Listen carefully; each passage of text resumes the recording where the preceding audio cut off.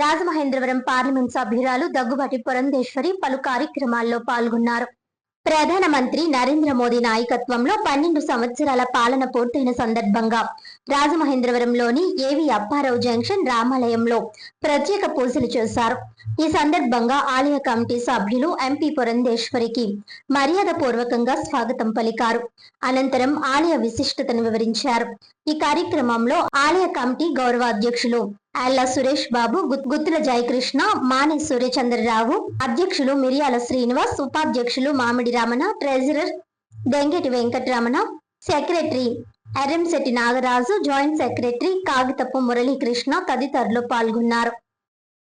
ఈరోజు నరేంద్ర మోడీ గారు ప్రధానిగా ఎన్డీఏ కూటమి అధికారంలోకి వచ్చి 12 సంవత్సరాలు ముగుస్తున్నటువంటి సందర్భంలో ప్రజలచే ఎన్నుకోబడిన అత్యధిక కాలం పరిపాలన అందించినటువంటి ప్రధానిగా నరేంద్ర మోడీ గారు ప్రఖ్యాతిగాంచినటువంటి సందర్భంలో వారికి ఆయురారోగ్యాలు భగవంతుడు ప్రసాదించాలని, ఏ విధంగా దేశానికి సుపరిపాలన అందిస్తూ ఇవాళ భారతదేశాన్ని ఒక విశ్వగురువు దిశగా తీసుకుని వెళ్తున్నారో వారు చేస్తున్నటువంటి ఆ పనిలో అన్ని విధాలా వారికి విజయం చేకూరుస్తూ దేశంపై భగవంతుడు ఆశీర్వాదం ఉండాలి అని చెప్పి ఆకాంక్షిస్తూ భారతీయ జనతా పార్టీ కార్యకర్తలు మేమందరం కూడా ఇక్కడ భగవంతుడిని ప్రార్థించడానికి రావడం జరిగింది.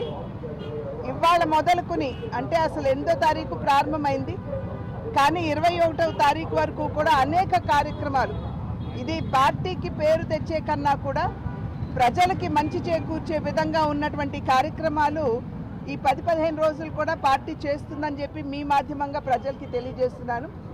స్వచ్ఛతా కార్యక్రమం అంటే పరిశుభ్రత, అదేవిధంగా చెట్లు నాటేటువంటి కార్యక్రమం ఇప్పటికే ప్రారంభమైంది. 21వ తారీఖు వరకు కూడా మేమందరం కూడా చేస్తాం. అది దానికి తోడు వెళ్ళి ప్రజల్ని కలవడం, ప్రజల్ని కలుస్తూ పార్టీ దేశానికి అదేవిధంగా ఆంధ్ర రాష్ట్రానికి ఏమి చేసింది, ఎటువంటి సహకారాన్ని అందించింది, తద్వారా రాష్ట్రాన్ని బలోపేతం చేస్తూ భారతదేశాన్ని అభివృద్ధి పదంలో ఏ విధంగా తీసుకుని వెళ్తున్నారు, ఈ విషయాలన్నీ కూడా ప్రజలకి తెలియజేయడానికి మేము వ్యక్తిగతంగా ప్రజల్ని వెళ్ళి కలిసేటువంటి కార్యక్రమం.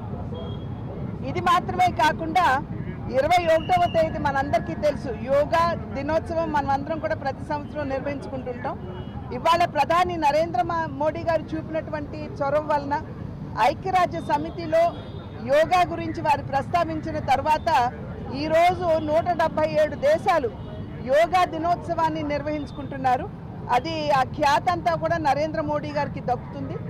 అయితే ఈ కార్యక్రమం మాధ్యమంగా భారతదేశ సంస్కృతి ఏదైతే ఉందో దాన్ని ప్రపంచ నలుదిశలా చాటినటువంటి ఘనత కూడా నరేంద్ర మోడీ గారికి దక్కుతుంది.